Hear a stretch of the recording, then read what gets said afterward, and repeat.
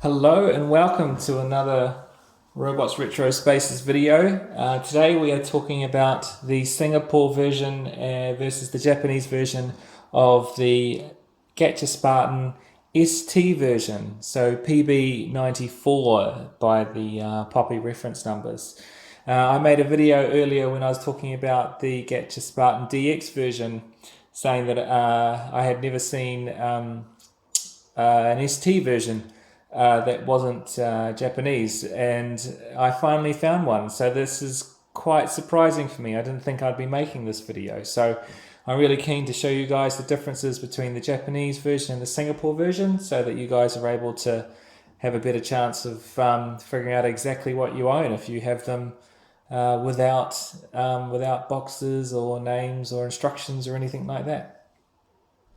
Right, so we're going to start with the Singapore version of the PB94 ST.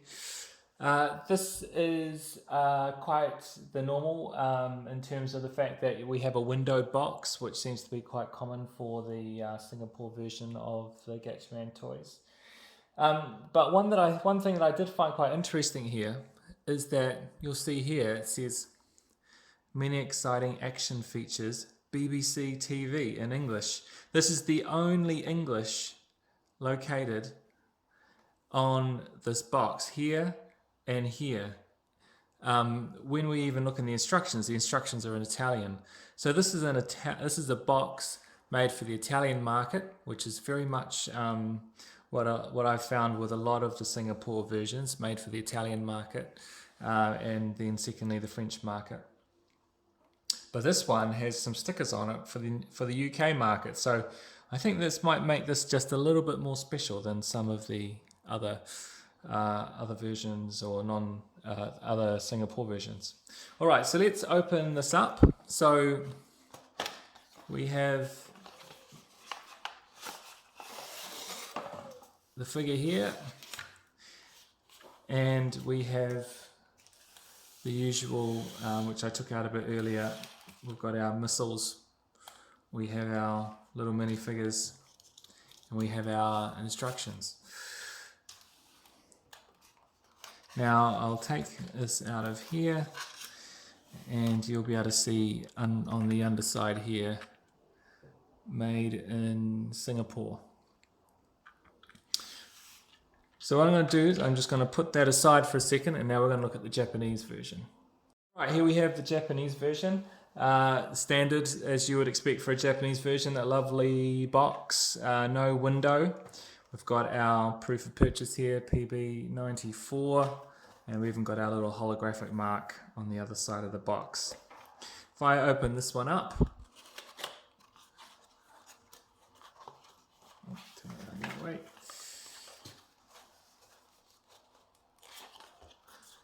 Just trying to be careful. There we go. We have what you would usually expect, which is a lovely polystyrene box with a polystyrene lid. Some other bits and pieces. We have the toy in here. Oh, you can see from the underneath here that we have Japan, so made in Japan. I took these out earlier. We've also got our instructions and missiles and minifigures. So what I'm going to do now is I'm going to look at each part of the product individually, so between comparing the Singapore and the Japanese version. I'm going to start with the packaging, quite obviously. Completely different packaging. There's no real surprises here. We've got our box. On the other side we have just a picture of the toy split up, and this one here, it's even saying what channel it was on, which must have been channel 5 in Italy, and this is an Italian box because all the writing is in Italian, Bandai Italia, and so all what you would expect from a Singapore box with the flat display panel. With the Japanese box, so clearly Japanese, all Japanese text, and some are similar imaging, so you got all 5 of them all split up there, but in general you can't really get these two mixed up. So let's look at the polystyrene. So this one's quite interesting. So obviously if you had all the polystyrene pieces, you would quite clearly know that you have the Japanese version because you have the lid and the brace piece. But if you only have these two, which is highly possible, there's some things that you can look out for to be able to tell the difference. The first is that this has an indent here for the lid, which is quite obvious, and this one has 2 holes in the bottom for where probably a black twisty tie came out and held the toy in place. So that's probably the easiest way to see if you've got a Singapore or a Japanese polystyrene insert. The other thing is that you have indents in the polystyrene here for where the bracing piece goes, and in this one here you've got none of that. It's just really just a flat unobstructed area to put the toy, which probably would have made it display better in the box. So now let's move on to the toy. Now, as we've talked about, the actual die-cast toy itself is very difficult to tell the difference between the Singapore and Japanese versions.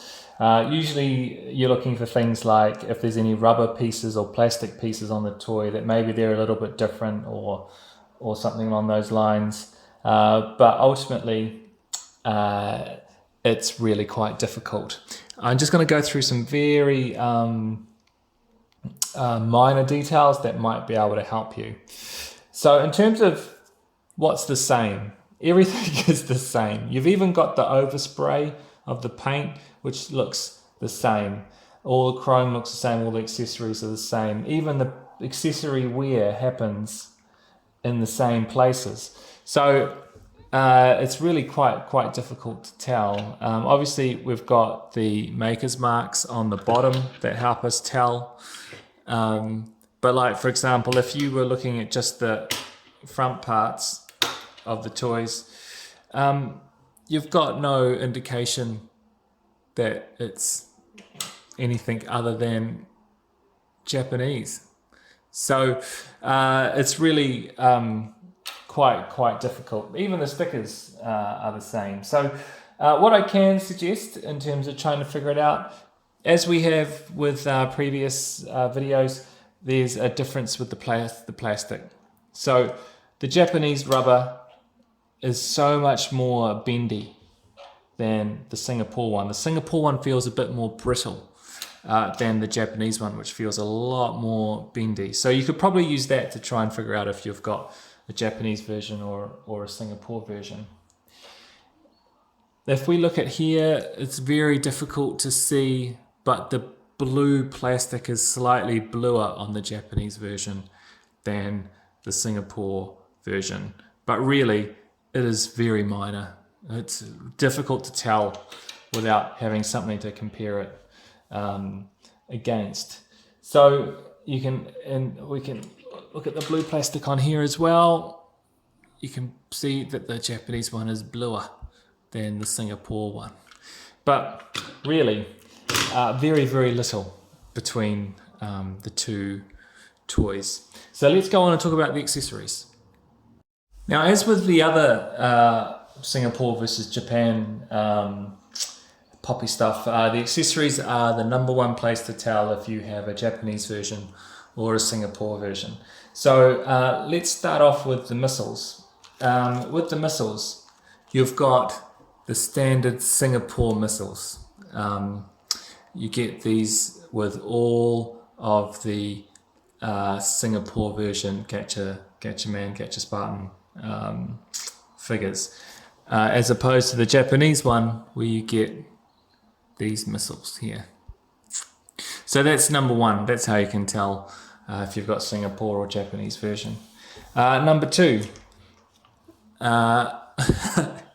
finally found a yellow minifigure. But just as I've talked about in the other videos, it's how bendy the plastic is. So if I grab my minifigure from Singapore, not very bendy. But if I grab my minifigure from Japan, very bendy, very bendy. So that's how you know if you've got minifigures from Japan or versus Singapore. So that's good to see that that still holds true. And then finally, we have the instructions. Japanese instructions, pretty simple, one pager, all in Japanese. And then we've got the Singapore instructions, which are in Italian, because this is clearly, even though it has BBC stickers on it, this is clearly an Italian market sort of toy. And you got very similar, the instructions are almost exactly the same, they're just been repositioned differently. So very simple to tell if you've got any of the accessories lying around as to whether you have the Japanese or the Singapore versions of the toy. Alright, so there we have it, a review of the Japanese versus Singapore version of the Gatchaspartan ST version, PB94. Thanks for watching. Every time I get these toys out like this, I just realize that these are just so awesome, and that's why I collect them. So look, if you have any questions, just fire them along. Any other queries or comments, just leave them underneath the video and I'll have a look. And just remember that to keep on looking and to keep on collecting, because it's good for our hobby, and it's really good for our hobby that people make sure they know the difference between real and not real items that they are collecting. So thank you all very much. Talk soon. Bye.